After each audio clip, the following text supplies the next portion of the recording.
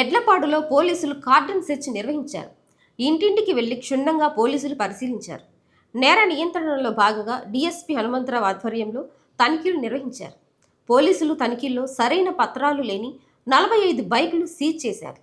రాబోయే ఎన్నికల్లో ఎటువంటి అవాంతరాలు లేకుండా నిర్వహించేందుకు పక్కా ప్రణాళికలతో తనిఖీలు నిర్వహించినట్లు పోలీసులు తెలిపారు.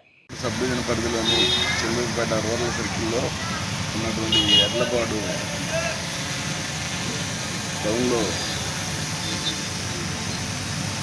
ఎస్టీ కాలనీ మరియు సవల్లా అనేటువంటి ఈ ఏరియాలో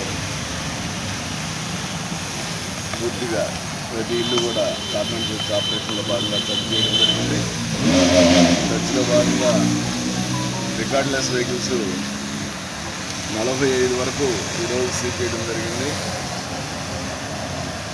ఈ రికార్డ్లెస్ వెహికల్స్కి సంబంధించిన ఓనర్స్ ఇక్కడ పక్కన ఉన్నారు. వాళ్ళు ఎవరైనా సరే ఆ రికార్డు చూపిస్తే సాయంత్రం లోపు వాళ్ళ వెహికల్ వాళ్ళకి ఇవ్వడం జరుగుతుంది. రికార్డు లేకపోతే మాత్రం ఖచ్చితంగా కోర్టుకు పెట్టి కోర్టులో ప్రొడ్యూస్ చేయడం జరుగుతుంది. దొంగ వెహికల్గా భావించి